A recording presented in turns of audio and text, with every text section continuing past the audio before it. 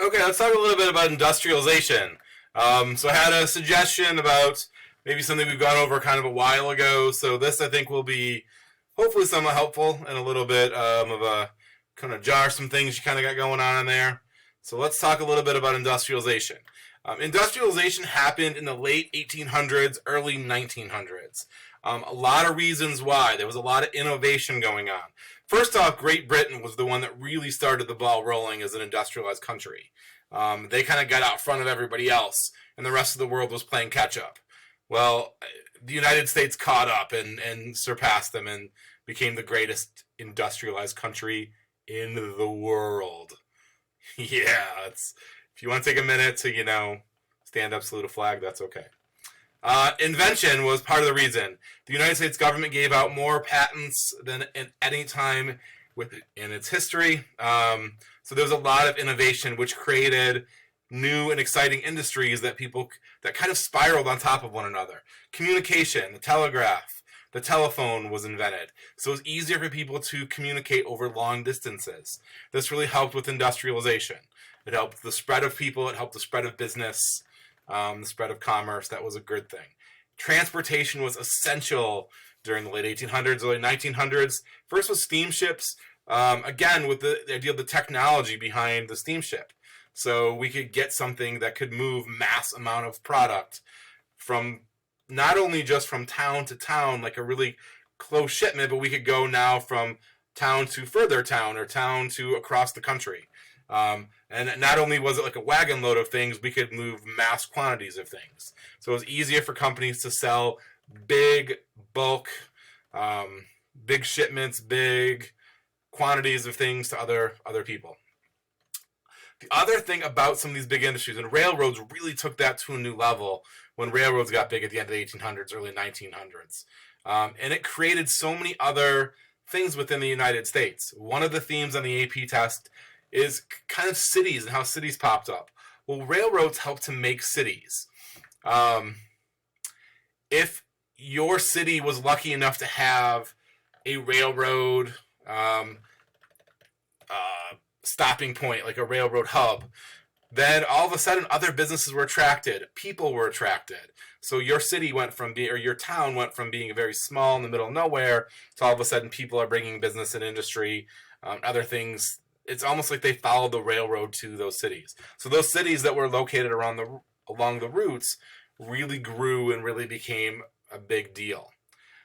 Railroads also did some other things. They helped to spur other industry. So because you needed steel, you needed a bunch of steel to make railroad ties and railroad cars, the steel industry boomed as a result. The oil industry boomed because you needed something to make the rail, the trains go. So those things boomed. So all of that kind of led into it. Going back to invention, there was something called the Bessemer process that created a way to make steel very, much quicker, much bigger quantity, and also much, much cheaper. So now you could use steel as opposed to cheaper iron. Not quite as strong. Steel was much easier to build bridges and again, these railroad ties that were more durable and more economical, frankly, with the Bessemer process. So industry kind of spurred other industry. Like with the railroads, obviously, again, there's other big industries that kind of come from that. Resources. The United States got pretty lucky because we have a plethora of natural resources. You can't really control what's in the ground, what maybe you can grow. Some of it's your surroundings and kind of luck. Great Britain, like I said, jumped out first, and they had a lot of natural resources. Well, the United States is a lot bigger than Great Britain, land mass wise, and we have more natural resources. So we kind of got lucky that we have things to kind of build on. We had cheap labor. We had a plethora of cheap labor, and the government allowed us to, a lot of favorable laws to draw on immigrants that, again, provided a really good, steady stream of this cheap labor. In the late 1800s, early 1900s, immigration boomed. A lot of people coming from At first, it was the western part of Europe, from Great Britain, from Ireland. From Great Britain, from France, kind of seen as the good quality immigrants.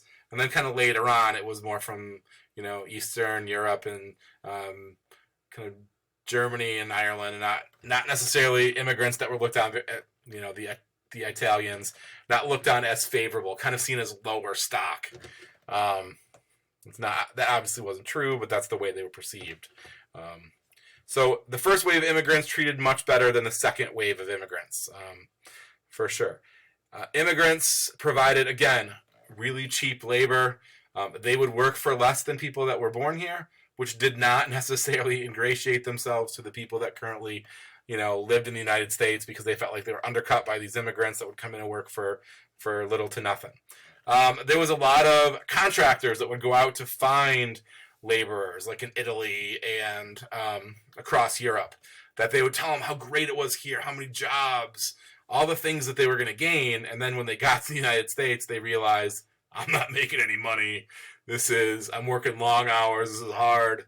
The picture they were painted in Europe did not quite meet what actually happened when they got to the United States. The problem was part of their wages were also promised to these contractors. They got like a little sliver of the pie, which makes the situation even worse for immigrants, truth be told. And then these contractors would go back and get another group of them and say, hey, guess what? This is great in America. And they'd kind of sucker them into coming in. There was a lot of people that were willing to come in and work in the factories because of the draw of the cities. There was a lot of stuff to do in the cities, a lot of excitement if you were younger. There was things to do at night, bars, and all sorts of things. We talked, every other day, we talked about all the negative kind of the bars and the prostitution and all of that. And I mean, unfortunately, that was a draw for some younger people that thought that was exciting, of the gambling and all of that stuff that was maybe prevalent that you didn't see necessarily in the rural portions of America. Probably not drawn for the right reasons, but that was a draw for some. Obviously, and then there are other things like entertainment and theater and that sort of thing that kind of drew people in as well. So there was a steady stream of cheap labor that really helped industrialization. It helped the growth of cities. And we talked a little bit about cities and how industrialization really saw that as kind of the bridge to building big cities, booming big cities. Not only just from the technology of now we can build big skyscrapers, but it's just drawing people in to build up these large cities, for sure. How this all happened is stocks. A lot of stocks, a lot of people investing in really big companies. So instead of me and my neighbor starting a business, or I'm running the family farm, or I have a really small business where I sell to the people in the town, and it's just a small business. Now these big companies are becoming giants because people are investing in them, and stocks became a really big, powerful way to invest. There was some government help, like I said, some favorable loans given to railroads. Railroads were flat out just given land because the government realized how much that would help them as far as being able to transport things, whether it's troops or goods of their own. So they gave these railroad companies big tracts of land. Like I said, they gave them favorable loans. They gave them favorable rules on immigration so they could get that cheap labor. And frankly, during this period of time of industrialization and these big tycoons like John Rockefeller and Andrew Carnegie and J.P. Morgan and Cornelius Vanderbilt, there was not a lot of government regulations. So businesses could do a lot of things that right now would be flat out illegal. In the late 1800s, early 1900s, they weren't illegal. They were shady, but they were not illegal. It definitely happened. Now, the working class people were definitely taken advantage of during this period of time. A lot of kids were working. The African Americans that did move to the cities, most of them still lived in rural America, but the ones that did move to the cities were kind of the last ones hired. And again, they worked for very cheap. Immigrants worked for very cheap. So the working conditions were not fantastic. They're horrible, I should say. The government did not regulate those working conditions. They worked long hours. They worked, and again, this idea of invention, almost made conditions worse, because now it's like they could light the factories and say, we don't have to stop when the sun goes down, we can keep going. Like, so they could literally like kind of get more out of their workers. So a lot of factories really, again, bad conditions, low pay. There was a rise of labor unions, and a lot of this time period also marked a lot of really violent strikes, where violence kind of ensued with the strikes, whether the company kind of would send strike busters in to do, to break up the strikes. But there was a lot of really volatile strikes. And a lot of public sentiment, the courts, tended to be on the side of the big companies. So workers kind of had a rough way of going. This would shift in about 30 years with the Great Depression. But right currently, like, workers were kind of up against it. Now, labor unions did win some. They did have some gains. The strikes definitely hurt the bottom line of businesses, so it hurt the profits. So they did kind of take notice, but it did somewhat hurt kind of what's going on. These guys like John Rockefeller, Andrew Carnegie, J.P. Morgan really pushed the envelope, and they did things like put businesses in the names of like their janitors. So the public didn't really know how much they really owned. So John Rockefeller owned like 90+% of all oil refineries in the United States. But when you looked at who owned the companies, it didn't look like he owned as much as he really did. So that wasn't illegal, but it clearly was pretty shady. Definitely not necessarily the ideal thing you want. Andrew Carnegie, also pretty ruthless when it comes to breaking strikes. They did have some positive gains with hiring managers that were really good, that and actually paying some of their upper level management people to keep them around, and kind of allowing them to specialize in certain tasks. That was good. J.P. Morgan was just absolutely insanely wealthy. He owned General Electric, which is a pretty big company. United States Steel, a pretty big company.